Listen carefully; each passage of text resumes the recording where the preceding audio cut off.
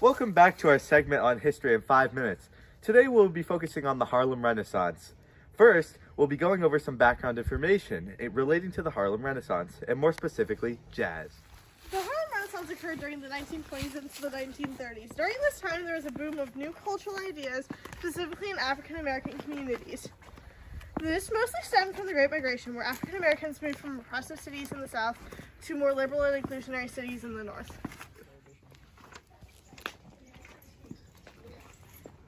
So, Gray with an A, I heard you're a professor at the local college.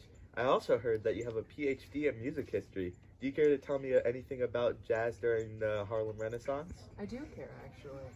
So, the thing about jazz, the early forms started in the 1830s with a classical mixture of European and American music, with African folk music being integrated as well. Later on in the 1840s-ish, minstrel bands started playing this music as well. The evolution of jazz continued in the 1880s and 1890s with ragtime music. So, with the turn of the century, ragtime music began to develop into jazz as we know it today. After World War I, jazz music flourished under the prohibition and Harlem Renaissance in speakeasies, illicit bars, helping jazz music spread and grow into the mainstream media. Jazz music evolves through the 1930s into swing, which is jazz music that's set into more relaxed, like dancing rhythms, if you will. And then it was broadcasted for individuals to listen and dance to. Interesting, thank you. Now, to get into the specific influential jazz artists of the time, Cass, could you tell us something about Duke Ellington? Sure. Duke Ellington was born on April 29th, 1899 in Washington, D.C. to two musical parents. At the age of 7, he started playing the piano. He won a scholarship for one of his early songs and began to play professionally at the age of 17.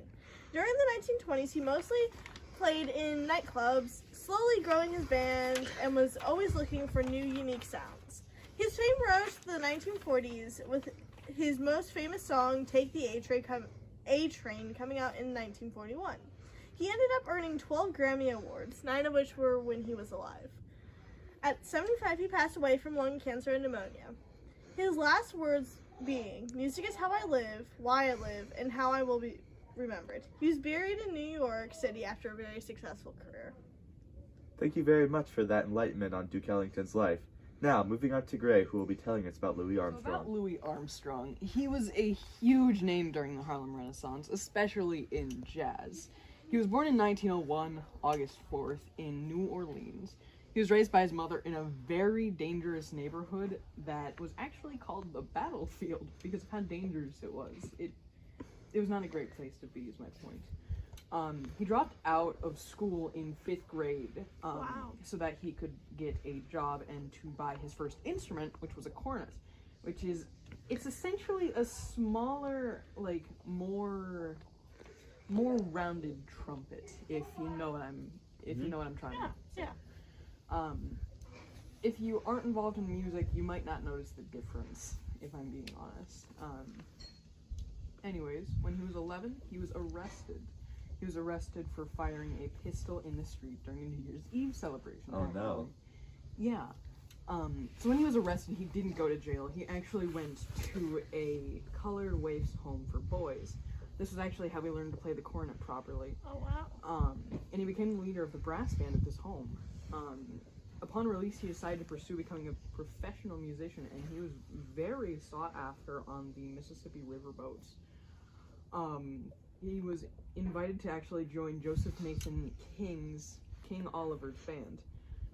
King Oliver was exceedingly well known. He was the pioneer of the harmonium, which is used with trumpets. So he also helped to stylize jazz.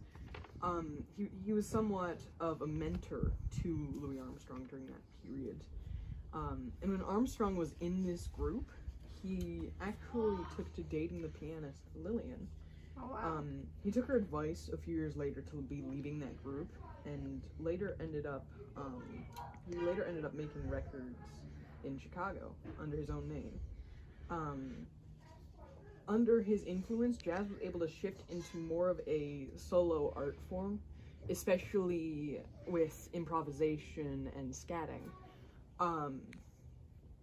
even though it was about the ensemble, it took a minute to shine the spotlight on individual musicians, which was incredible. His group, the Hot Fives, and later called the Hot Sevens because they gained more people, gained more popularity that brought them back to New York.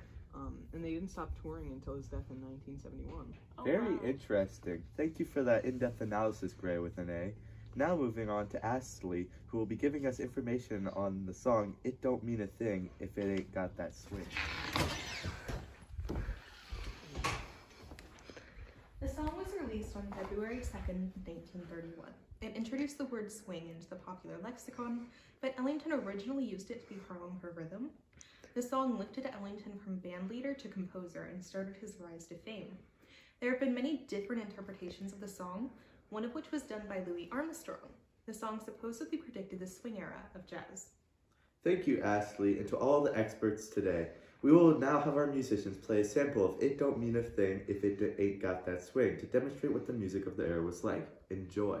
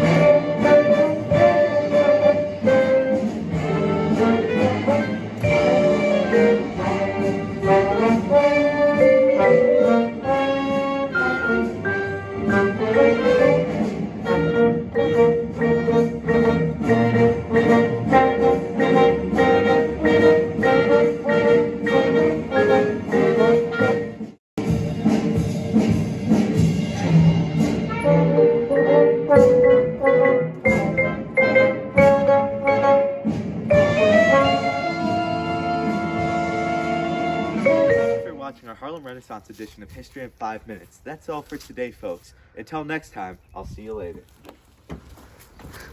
Go, go, go! Go, go, go!